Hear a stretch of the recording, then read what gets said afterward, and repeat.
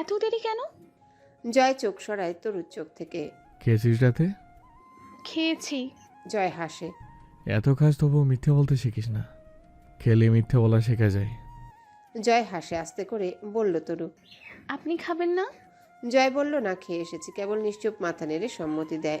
জয় ভয় পায় তরুর অভিমানকে, ভয় পায় ওই মেয়ের চোখের কাতরতাকে। এই নিঃস্ব জীবনের একমাত্র যত্নকারী, আগলে রাখার মানুষ তরু জয়ের। সেই মেয়েকে দুঃখ দিতে জয়ের মতো পাষাণ্ডের কলিজা কাঁপে খুব। খেতে বসে তরু আবারও জিজ্ঞাসা করে, কোথায় ছিলেন? এত দেরি তো করেন না ফিরতে। জয় হেঁটে ঘুরে এসে তরুর পাশে দাঁড়িয়ে জগ উঠিয়ে নিতে নিতে ফিসফিস করে বলে। তোকে খুন করে এসেছি আজ। তরু আতকে উঠে অজান্তেই। জয় মিথ্যা বলে না, হাসতে হাসতে কঠিন সত্য বলে। তবুও হাসে। আপনার হাতে আমার খুনও মঞ্জুর। জয় মাথা নাড়ে। হুম, যে উপায় আজ তোরে খুন করে আসলাম তুই সইতে পারবি না। তরু কথা বলে না, চেয়ে থাকে জয়ের দিকে। জয় ঘুরে ওপারে গিয়ে টেবিলে বসে খাবারে হাত রেখে বলে, বুঝলি তরু, তোরে ভালোবাসতে না পারাটা আমার জীবনের সবচেয়ে বড় ব্যর্থতা। এমন হলেও হতো, আমি তোরে তোর মতো করে ভালোবেসে বিয়ে করে এক জীবন পাড়ি দিতাম। তরু ছটফটিয়ে ওঠে। এসব কথা কেন উঠছে? ওঠার কথা বলে উঠতেছে। আমি কি কোনোদিন চেয়েছি ওভাবে? আপনি পারেননি, আমিও তো আর বলিনি। এভাবে তো চলছে বেশ। আমি আপনাকে চরম নির্লজ্জতার সাথে ভালোবাসি। আপনাকে ভালোবাসার সময় আমার আত্মসম্মান থাকে না। এবার আবার জিজ্ঞেস করবেন না যেন কেন ভালোবাসি আপনাকে। আমি কিন্তু বলবো না। জয় হাসে। আমি জিজ্ঞেস করলে তুই বলবি? জিজ্ঞেস করবেন আপনি? করব, বল কেন ভালোবাসছিস আমায়? তরু মসৃণ হাসে। 3 বোনের পর যখন আমি মায়ের গর্ভে, তখন বাপ ভেবেছিল এবার একটা ছেলে হবে। হলাম আমি। বাপ আমায় মানল না। মায়ের পক্ষে সম্ভব হলো না আমাকে মানুষ করা। চলে এলাম খালার কাছে। 4 বেলা খেটেছি, 2 বেলা খেয়ে আশ্রিতার জীবনে মানুষ হয়েছি। হামজা ভাই পড়ালেন টুকটাক, তুলি আপার কাছে শুয়ে থেকেছি। আমারও শখ থাকতে পারে, এ কথা কারো স্মরণেই আসেনি।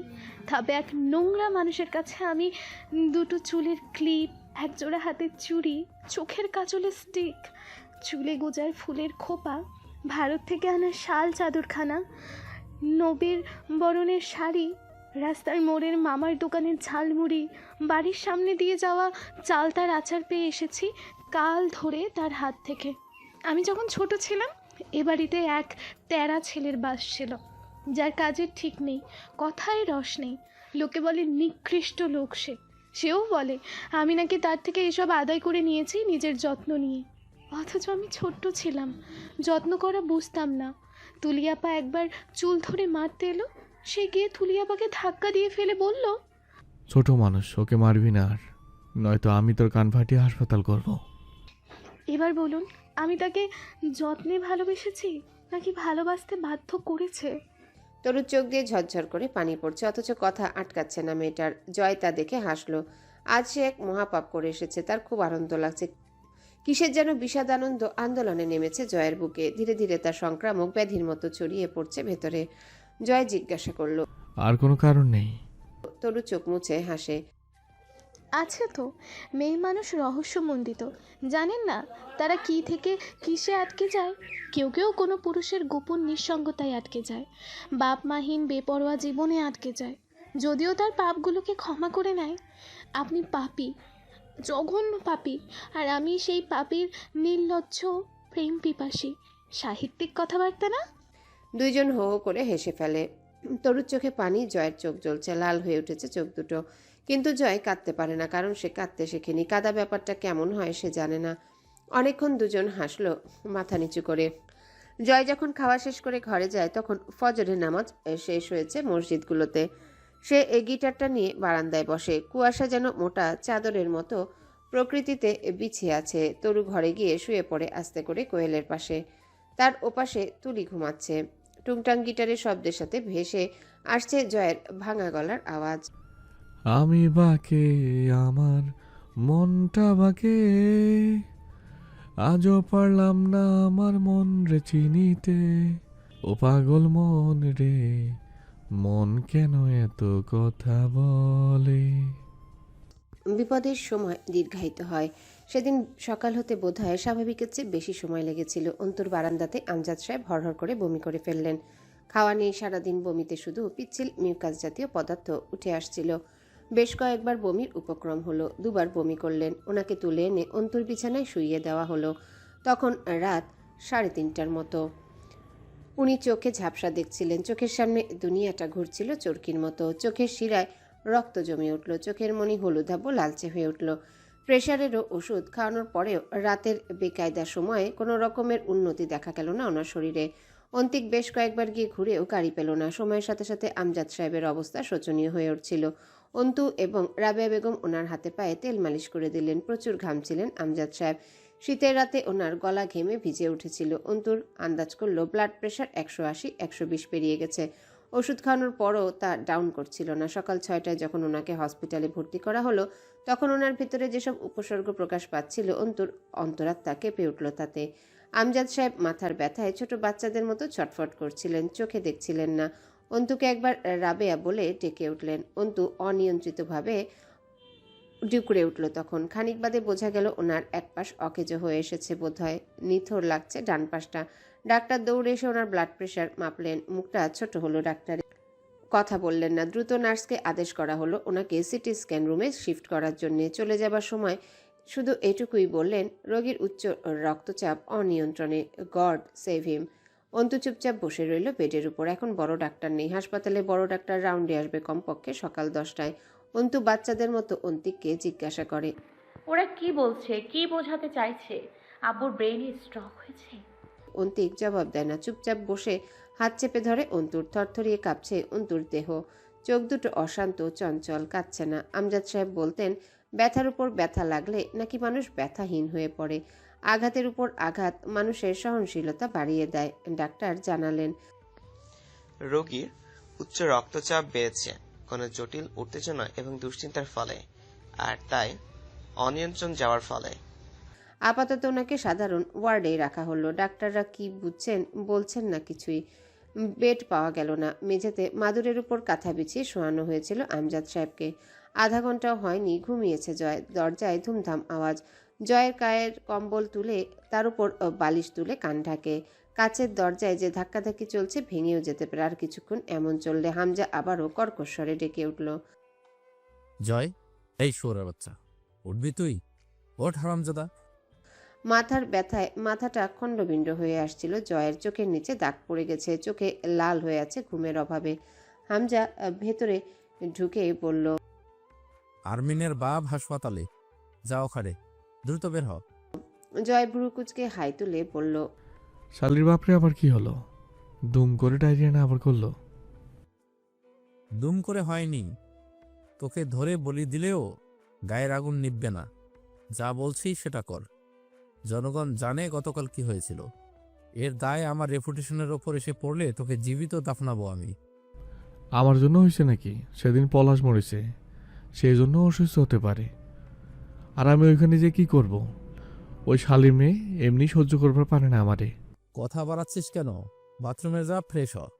কোনো প্রয়োজন হলে তার ব্যবস্থা করবি। আশেপাশেই থাকবি ওদের। যা বুঝলাম শুনে, স্ট্রোক হয়েছে হয়তো।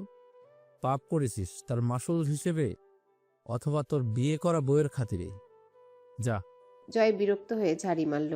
আমার ঘুমে মাথা ভেঙে আসছে, ধনের অসুখ হয়েছে এক থাপ দিয়া। হামজা নরম হলো। যা, মাঝে মধ্যে স্যাক্রিফাইস করা স্বাস্থ্যের জন্য ভালো, আর রেপুটেশনের জন্য। ফিরে এসে ঘুম দিবি। ভাই, আমি না তোমারে বুঝি না? মাঝে মধ্যে মন চায় মাথার খুলিটা উঠে দেই। জয় দাঁত খিচে উঠে, আমিও বুঝি না আমাকে, তুইও বোঝার চেষ্টা করিস না। আমি পরে যাব। পাশের এলাকার রাস্তার কাজের কন্ট্রাক্ট সাইন করা হয়েছে, তা দেখতে যেতে হবে। তুই যা এখন, আমি পরে আসছি। জয় অলসভাবে হেঁটে বিছানার দিকে যেতেই ধমকে উঠে হামজা। আবার গিয়ে বিছানায় শুয়ে পড়লে বিছানাটা আগুন জ্বালিয়ে পুড়িয়ে দেবো আমি। জয়কে ধরে ঠেলে নিয়ে বাথরুমে ঢুকে ব্রাশে টুথপেস্ট লাগিয়ে হাতে ধরিয়ে দেয় হামজা। কখন কি হয় ওখানে জানা সময়। তোর কাজকর্মে কতদিন ধৈর্য বজায় রাখতে পারবো আমি বুঝতে পারছি না। তবে আশা থাকবে রাজনৈতিক কাজের বাইরে তোর নোংরামি যেন নিয়ন্ত্রণে থাকে। আমি যেমন প্রশ্রয় আর আদর দিয়ে মাথায় তুলতে পেরেছি, পাপ বেশি হয়ে গেলে, একবার ধৈর্যে টান লাগলে, এক আছাড়ে তোর রূপটা বের করে নিতে হাত কাঁপবে না, জানিস তুই? এই পাপও সেই অবধি করবি যে অবধি আমার ধৈর্যচ্যুতি না ঘটে। কথাগুলো বলতে বলতে রুম থেকে বেরিয়ে আসে হামজা। জয় গলা উঁচিয়ে নির্লজ্জের মতো করে বলে, আমি কিছু করি নাই বাল। ভালো মানুষ বলে যে পারে দোষ দিয়ে যায়। তোমার তো খালি অভিযোগ আমার ওপর। যাই করি সহ্যই হয় না। জিব্বাটা টেনে ছিঁড়ে ফেলি। এদিকে আয়, এদিকে আয় আমার কাছে। গলার আওয়াজ উঁচু হচ্ছে কেন? জয় ব্রাশ মুখের মধ্যে রেখে এক হাতে লুঙ্গি উঁচিয়ে ধরে বলল, জিব্বা সেরার ইচ্ছা আছে তোমার? আমি কেন আগে আসবো? তুমি আসো। লুঙ্গি ঘেঁষে যাচ্ছিল বাথরুমের ভেজা মেঝেতে, টেনে শক্ত করে বাঁধল সেটা। হাত দিয়ে মুঠো করে লুঙ্গি ধরে দুই ঠ্যাঙের মাঝে গুজে আয়নার দিকে তাকায়। দেখতে কালো লাগছে চেহারাটা। আয়নার দিকে তাকিয়ে বলে উঠল, ও দয়াল জানি বানাও, দমকান পারে হইয়া যায়। চোখ লাল হয়ে আছে ঘুমের অভাবে। হামজার কণ্ঠ শোনা গেল, দেরি করিস না জয়, তাড়াতাড়ি বের হ। সিটি স্ক্যান রুম থেকে বের করে ওয়ার্ডে আনার পর আমজাদ সাহেবের এক পাশ পুরোপুরি অবশ পাওয়া গেল। ওনাকে পাজা কোলে ধরে মাদুরে শোয়ানো হলো। পড়ে রইলেন ওভাবে। অপলক তাকিয়ে আছে তার চোখ দুটো অন্তুর দিকে। জোরে জোরে শ্বাস নেওয়ার চেষ্টা করছিলেন। অন্তুর থেকে চোখ ফিরিয়ে রাবেয়ার দিকে তাকালেন। কম্পিত বাম হাতটা এগুতে চাইলে কাঁদতে কাঁদতে তা চেপে ধরেন রাবেয়া। কথা বলতে গিয়ে ঠোঁট বেঁকে আসে আমজাদ সাহেবের।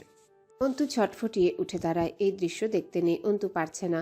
যে মানুষটার ভরাট কণ্ঠস্বর, স্পষ্ট ভাষায় বলা দামি কথা আর ধমক শুনে অভ্যস্ত অন্তু, সে মানুষের অর্ধাঙ্গ অসুস্থতা দেখা যায় না। অন্তুর চোখ বাধা মানতে চায় না, কিন্তু স্বার্থপর আব্বুর জন্য সে কাঁদবে না।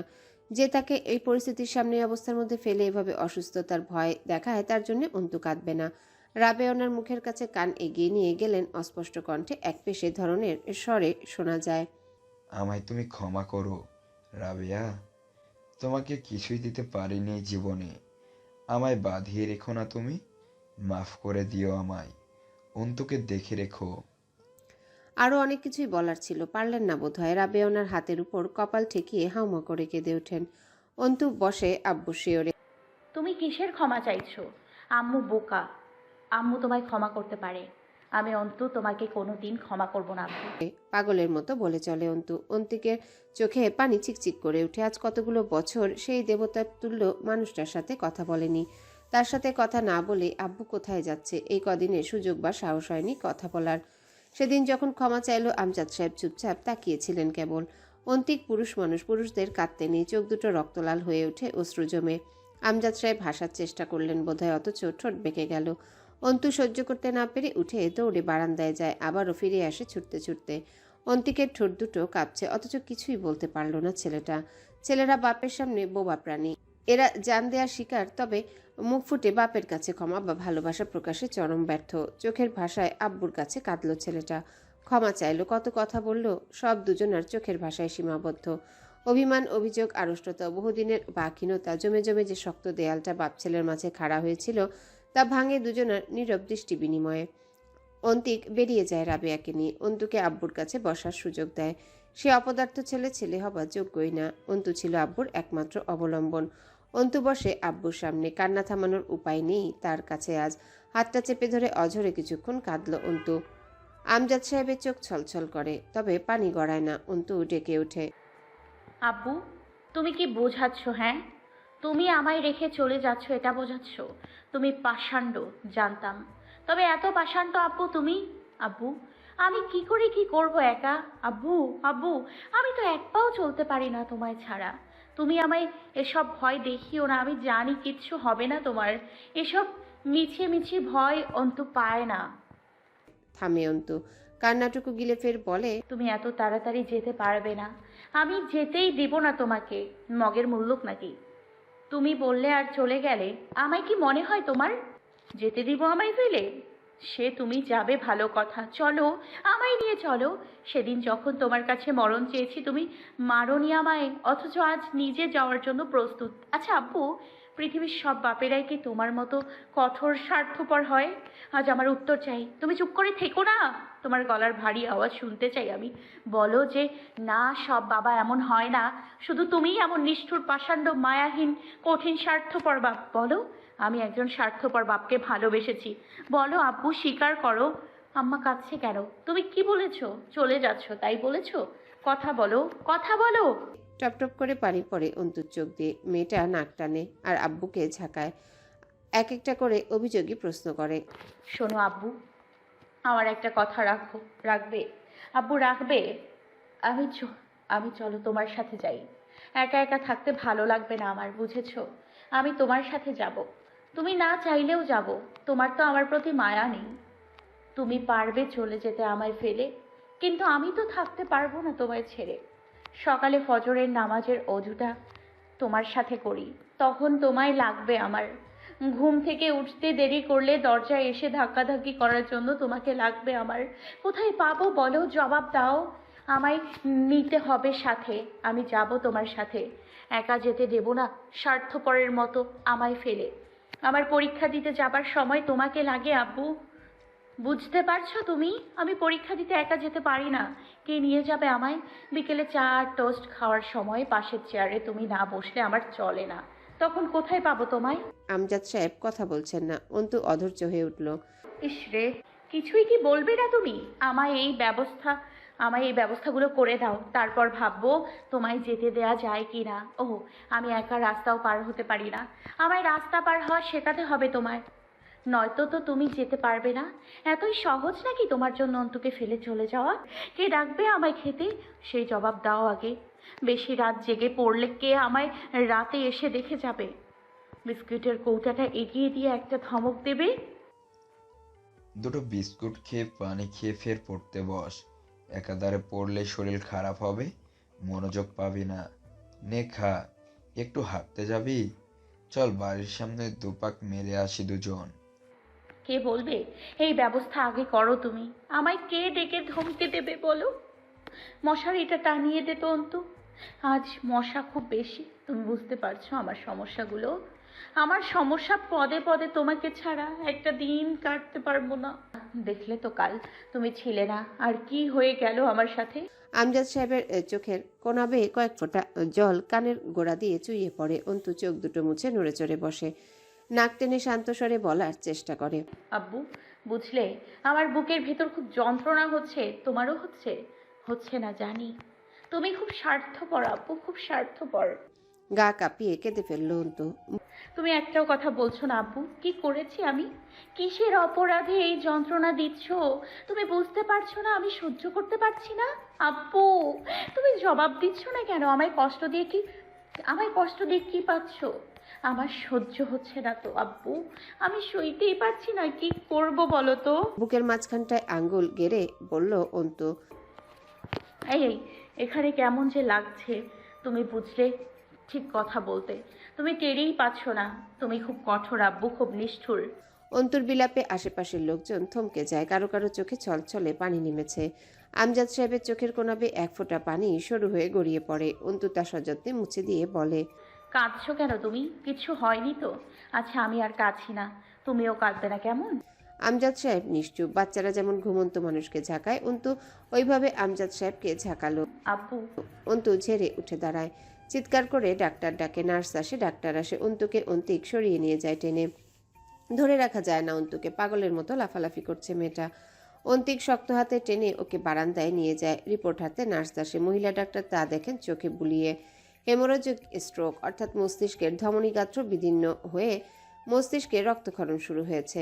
বিভিন্ন স্থানে রক্ত বেরিয়ে তা জমাট বেঁধে গেছে। রোগী বাঁচানোর সুযোগ এই স্ট্রোক দেয় না। উন্নত চিকিৎসা প্রাপ্তি অবধি যাবার সুযোগ থাকে না এই ক্রিটিক্যাল সিচুয়েশনে।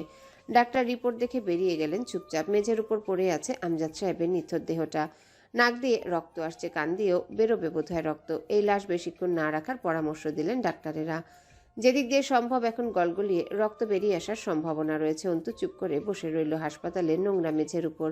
জ্বলন্ত আগুনে পানি ঢালার পর ঠিক আগুন যেমন ধপ করে নিভে যায়, ওভাবে নিভে গেছে অন্তুটা। এক দৃষ্টে চেয়ে আছে অন্তু ওই তো দূরে পড়ে থাকা লম্বাটে দেহা বয়বের উপর। জয় হাসপাতালের ভেতর থেকে বেরিয়ে এসে গেটের সামনে দাঁড়ায়। অস্থির লাগছে ভেতরটায়। দ্রুত একটা সিগারেট ধরিয়ে ঠোঁটের ভাঁজে রাখে। অন্তুর কান্না খুব জ্বালাতন করছে। তখন ইচ্ছে করছিল গিয়ে মেয়েটাকে ঠাটিয়ে দুটো চর মেরে আসতে। ওভাবে আহাজারি করে কাদার কিছু তো নেই। বাপ কি আর মানুষের মরে না? জাবেদ আমির মরেনি? জয়ের সামনে মরণের প্রক্রিয়া চলেছে ওনার। জয় কি বেঁচে নেই? এত ন্যাকামির কী আছে? বারবার চোখের সামনে অন্তুর কান্না জড়ানো পাগলের বিলাপ ভেসে উঠছে। বিরক্তিতে দু চারটা গালিও বেরিয়ে এলো মুখ দিয়ে। এসব আবেগ বোধ করার মতো বোধশক্তি তার মাঝে নেই। সে স্বাধীন চেতা মানুষ। আবেগ ভালো মানুষকে খারাপ কাজ করতে বাধ্য করে, উল্টো খারাপ মানুষদের নিজেদের কাছ থেকে দূরে আনে। জয় ঠোঁট বাঁকিয়ে হাসলো। তার খারাপের কোনো চিকিৎসা নেই, কারণ খারাপ হওয়াটা তার রোগ নয়, তার সত্তাগত বৈশিষ্ট্য। আধ খাওয়া সিগারেটটা দূরে ছুঁড়ে মারল। বেলা 3টায় আমজাদ সাহেবের শেষ দুপুরে শেষ গোসল হচ্ছিল। জয় চুপচাপ দাঁড়িয়েছিল ভিটির উপর। অনেক লোক জড়ো হয়েছে মুর্দা বাড়িতে। তারা কটূক্তি করতে ভুলছে না। গতকালের তাজা ঘটনা মরলেই চাপা পড়বে কেন? মেয়ের চরিত্রের দোষের ভাগ বাপেরও যায়। বসার ঘরের মেঝেতে খুঁটির সাথে পিঠ ঠেকিয়ে চুপচাপ বসে আছে অন্তু। উঠানের উপর ত্রিপল টাঙিয়ে ভেতরে তার আব্বুর শেষ গোসল হচ্ছে। সে চুপচাপ বসে দেখছে। কান্না পাচ্ছে না তার। আব্বুর সাথে খুব যেতে ইচ্ছা করছে। অবশ্য সে যাবেই, কেউ ঠেকাতে পারবে না তাকে। জয় তাকিয়ে দেখছিল অন্তুকে। দুটো ছেলে এগিয়ে এলো, সালাম দিল। জয় খেয়াল করলো না। দুজন কিছুক্ষণ অপেক্ষা করেও জবাব না পেয়ে ডাকলো। জয়। জয় আনমনার মতো বলে। হুম? দৃষ্টি তখনও অন্তুর দিকে। রাগ হচ্ছে তার। মনে মনে ঠাস করে অভ্যাসবশত দুটো গালি দিল। মানুষ বাপ মরলে কাঁদে, শালি সেটাও করছে না। মানে হাগল পাগল বিয়ে করে দিছে আমার সাথে। তোর বাপ মরেছে, তুই কাঁদবি, চিল্লাই কাঁদবি। তা না করে এমনভাবে বসে থাকার কারণ কি? কখন জানি ফিট খাইয়া পড়ে থাকবি। কাঁদলে একটু হালকা লাগবে। জয়ের ইচ্ছে করলো এগিয়ে গিয়ে ঠাস করে একটা চড় মেরে বলতে। কাঁদ, জোরে জোরে কাঁদ। চুপ আছিস, বেশি চাপ পড়বে মাথায়, মূর্ছা যাবি। সেন ছাড়ানোর আগে কেঁদে হালকা হসালি। ছেলে দুটো অধৈর্য হয়ে বলেই ফেললো। ভাই, একটা সেলফি নিই, ফেসবুকে আপলোড করব। উঠতি বয়সী ছেলেরা রাজনৈতিক নেতাদের সাথে ছবি তুলে ফেসবুকে দিতে পারাটাও একটা বাহাদুরি তাদের কাছে। এতে তারা এক ধরনের শক্তি অনুভব করে। জয় ভ্রু কুঁচকে গম্ভীর হয়ে তাকায়। তাতে উপকারটা কি? ছেলে দুটো চুপসে গেল। না মানে, আচ্ছা সেলফি লাগবে না, আপনার ফেসবুক অ্যাকাউন্টটা দেবেন ভাই, আমরা অ্যাড হতাম। জয় চোখ বুজে ভারী শ্বাস ফেললো। মনে মনে বলল, ফেসবুকের মাইরে? গালিটা প্রকাশ্যে দিল না। এরা এক প্রকার সামাজিক শক্তি। জয়ের খুব শক্ত ভক্ত, তা বোঝাই যাচ্ছে। জয় মাথা নাড়ল। আমার কোনো ফেসবুক অ্যাকাউন্ট নাই। ওসব বালছাল পোষায় না আমার। ফেসবুকে কি কাম? কি করে ওই ধনবাল দিয়ে? আপনার ফেসবুক অ্যাকাউন্ট নাই? নাই। পারলে ফোনে একমাত্র কিলিং সিস্টেম ছাড়া কিছুই রাখতাম না, কিন্তু ফাংশনালভাবে বহুত কিছু পড়ে আছে, যেসব আমার ভালোর কামও লাগে না। যা ভাগ। ছেলে দুটো যার পর নেয় অবাক হলো। একে তো ঘুম নেই, তার উপর কিসের যে এক বোঝা চেপে আছে মাথায়। অদ্ভুত এক প্রেশার ফিল হচ্ছে। অস্থির লাগছে সবকিছু। লোকালয় থেকে দূরে যে কোনো এক নির্জন জঙ্গলে অন্ধকারে খানিকক্ষণ বসে কয়েক বোতল অ্যালকোহল গিলে আসতে পারলে ভালো লাগতো। বিষাদ ঘিরে আছে বাড়িতে। গোসল করিয়ে নিয়ে আমজাদ সাহেবের লাশ রাখা হলো। আজ মার্জিয়ার চোখ দুটো ভেজা দেখা গেল। মেয়েটা উদ্ভ্রান্তের মতো বসে সেই শ্বশুরের জন্য অসুস্থ শরীরে চোখের পানি ফেলছে, যাকে সে চিরদিন বিরূপ চোখে দেখে এসেছে। শুধু অভিযোগ ছাড়া কিছুই ছিল না ওই মানুষটার উপর। রাবেয়াকে সামলানো যাচ্ছে না। বারবার দাঁত আটকে যাচ্ছে ওনার। হামজা বসে রইল সোফার উপরে। তার ছেলেরা মৃতদেহ দাফন কাফনের সমস্ত ব্যবস্থাপনা করে ফেলেছে। অন্তু আর অন্তিক মূর্তির মতো বসেছিল দুই ভাই বোন। অন্তু দেখল সেই জায়গাটা যেখানে সেদিন তাকে দাঁড় করিয়ে নষ্টা প্রমাণিত করা হলো। সেখানেই আব্বুর লাশের খাটিয়া রাখা হয়েছে। মেঝের উপর বসে দেয়ালে হেলান দিয়ে তাকিয়ে থাকলো খাটিয়ার দিকে। তার চোখে মুখে অবিশ্বাস। লোকজন যা ভাবছে তেমন কিছুই না। কি বাজে কথা! তার আব্বু নাকি আর নেই, এও কখনো হয়? লাশ নিয়ে যাওয়ার প্রস্তুতি চলছিল তখন। জয় এলো অন্তুর কাছে। হাঁটু গেড়ে সামনে বসে আস্তে করে বলল, আরমিন চলো, এখন তোমার বাপরে নিয়ে যাবে ওরা, চলো। অন্তু নিস্তেজ পায়ে উঠে দাঁড়ালো আস্তে করে। জয় তাকে ছোঁয়ার সাহসটা করলো না। এই অবস্থায় অন্তু হেঁটে গিয়ে বসলো খাটিয়ার পাশে মাটির উপর। বেশ কিছুক্ষণ তাকিয়ে রইল আব্বুর মুখের দিকে। চেহারাটা উজ্জ্বল হয়েছে, চোখে সুরমা, মেহেরাঙা দাড়ি ভেজা। ভুরভুর করে আতর, গোলাপ জল, কর্পূরের গন্ধ ঢুকছে নাকে। অন্তু ডাকলো, আব্বু, ও আব্বু, আব্বু গো। আমজাদ সাহেব সাড়া দিলেন না। নিষ্ঠুরভাবে চুপটি মেরে ওভাবে শুয়ে রইলেন। একটুও বুঝতে চেষ্টা করলেন না অন্তুর ভেতরে কি হচ্ছে। আব্বু, তুমি কি ভয়ানক স্বার্থপর! সকালে প্রতিদিন ডেকে ডেকে তো ঠিক আমার ঘুমটা ভাঙিয়ে দিতে। আজ এই যে ডাকছি তুমি উঠছো না, ঠিক আরামে ঘুমাচ্ছ। জয়ের ভেতরে কি হচ্ছে? আশ্চর্য এক ধরনের ব্যাপার। সে অন্তুর পেছনে দাঁড়িয়েছিল। তার ভেতরে কি এক অদ্ভুত অনুভূতি হচ্ছে। হনহন করে বেরিয়ে গেল গেট দিয়ে। বাড়ি থেকে একটু দূরে গিয়ে একটা চুরুট ধরালো। ছোট্ট বাচ্চাদের মতো করে চোয়ালটা খাটিয়ার উপর ঠেকিয়ে উদাস বাচ্চার মতো চেয়ে থাকে অন্তুর আব্বুর দিকে। আব্বুর ঠোঁট দুটো হাসছে যেন। লোকে দেখলে আরেকবার মেলাতে পারবে অন্তু সুশ্রী নাকটা আমজাদ সাহেবের কাছে পাওয়া। অন্তুর চোখের কোণা পেরিয়ে নিস্তেজ ঝর্ণার মতো পানিগুলো গড়িয়ে খাটিয়ার উপর পড়ে, কিন্তু অন্তু স্থির চোখে চেয়ে আছে আব্বুর মুখের দিকে। শেষ দেখা দেখছে সে আব্বুকে, আর কোনোদিনও দেখতে পাবে না ওই অভিজাত মুখখানা। আর কোনোদিনও গম্ভীর স্বরে অন্তুকে ডেকে পাশে বসাবে না, আর কখনো ধমকে বলবে না, রাতে খেয়ে তারপর ঘুমাবি। অন্তু আস্তে করে ঢলে পড়ে খাটিয়ার উপর থেকে মাটিতে পড়ে রইল ওভাবে। তার জন্য অপেক্ষা করার নয়। লোকজন অন্তুর চেতনাহীনতার মাঝেই অন্তুর আব্বুকে অন্তুর কাছ থেকে চিরতরে সরিয়ে নিয়ে গেল। খাটিয়ার এক পাশ হামজা ধরে, অপর পাশ দুটো অন্তুর চাচাতো ভাইয়েরা। আরেকটা অন্তিকের জন্য খালি। অন্তিক বাথরুমে ঢুকেছে, বের হবার নাম নেই। মুখ বিধ্বস্ত, চোখ লাল ফোলা। টুপি পরতে পরতে বেরিয়ে আসে অন্তিক বাথরুম থেকে। খাটিয়ার এক পাশ হামজা ধরেছে, তাতেও কোনো প্রতিক্রিয়া দেখালো না ছেলেটা। আমজাদ সাহেব বলতেন, ছাগল জবাই হবার পর মাংসের সাথে যাই করা হোক, ছাগলের আর যায় আসে না। লোকে বলে আজ মরলে কাল দুদিন। আমজাদ সাহেবকে ছাড়া মাঝে দুদিন কেটে গেছে। অন্তুকে স্নায়ুর দুর্বলতা কাটানোর স্যালাইন দেওয়া হয়েছিল। সে দুটো দিন প্রায় অবিরাম অচেতন। এর মাঝে খাওয়া দাওয়া নেই। পাগলামি থামাতে বাধ্য হয়ে ঘুমের ইঞ্জেকশন দেওয়া হয়েছে। আশ্চর্যজনকভাবে শুধু ওষুধ এবং পানির উপর দুটো দিন কেটে গেছে। চোখ দুটো বসে গেছে, চোখের পাতা ফোলা, ঠোঁটের চামড়া শুকনো, ত্বক ফ্যাকাশে। অন্তুকে দেখে লাগছিল বহুদিন কোনো কবরে বাস করে ফের জীবিত হয়ে উঠে এসেছে। অন্তু দুদিন পর উঠল সন্ধ্যার পর, প্যারালাইজ রোগীর মতো উদ্দীপনাহীন শরীর। চোখ খুলে কিছুক্ষণ ছাদের দিকে তাকিয়ে থাকলো। কিছু মনে পড়ছে না, সব মনে পড়ছে, কিন্তু সেসব কেমন যেন জটলা ঝাপসা কুণ্ডলীর মতো মস্তিষ্কে জট পাকিয়ে আছে। স্পষ্ট হতে সময় লাগলো। আচমকা শরীরটা ঝাঁকুনি দিয়ে উঠে বমি করে ফেললো অন্তু। বমিতে শুধু পিচ্ছিল সর্দি আর কালচে তরল উঠে আসছিল। পুরো শরীরে একরত্তি জোর নেই উঠে বসার মতো। বমি হবার পর আর কোনো জীবিত মানুষের মতো লাগছিল না অন্তুকে। ঘরের সকলে এক পর্যায়ে আতঙ্কিত হয়ে উঠেছিল অন্তুর নির্জীব অবস্থা দেখে। অন্তিক দৌড়ে গিয়ে ডাক্তার ডেকে আনলো। পালস রেট নেই বলা চলে, কোনো রকমে বিট করছিল। অন্তু চোখের মনি ঘুরিয়ে দেখলো ডাক্তারকে, আর নজর ফেরালো না, চেয়ে রইল ডাক্তারের দিকে। ডাক্তার সাহেব একের পর এক প্রশ্ন করছিলেন। কেমন লাগছে তোমার? কোনো রকম ভ্রম দেখেছো চোখে? কিছু খেয়েছো? দেখো, তুমি শিক্ষিত মেয়ে। পৃথিবীর চিরন্তন সব সত্যগুলো মাঝে মৃত্যু সবচেয়ে ওপরে রয়েছে, যেটা অস্বীকার করা কোনো উপায় নেই। এভাবে নিজেকে কষ্ট দিচ্ছ, যা বোকামি হচ্ছে। কিছু খেয়ে নাও। আমি বুঝতে পারছি তোমার মনের অবস্থা, কিন্তু ডাক্তার সাহেব থামলেন। অন্তু প্রতিক্রিয়াহীন, কোনো রকমে উদ্দীপনা নেই তার চোখে মুখে। বেশ কিছুক্ষণ ওভাবে নিশ্চুপ থেকে হঠাৎই বলল, ডাক্তার কাকা, হ্যাঁ মা। দুটো ঘুমের ওষুধ দেবেন আমায়? ডাক্তার অন্তুর মুখের সে কাতরতা দেখে আটকে উঠলেন। অপার্থিব কাকুতি, যেন কোনো মৃত্যুর ডাক। না রে মা, আর না। যে পরিমাণ ঘুমের ইনজেকশন আজ 2 দিন দিয়েছিস, তোর শরীরে দীর্ঘস্থায়ী ক্ষতির জন্য যথেষ্ট। এখন তুমি উঠবে, কিছু খাবে, এরপর আমি কিছু ওষুধ দিব, ওগুলো সুস্থ হওয়া লাগবে তোমার, বুঝছো? অন্তু আচমকা কি করলো, হুড়মুড়িয়ে উঠে ডাক্তারের পা জড়িয়ে ধরল।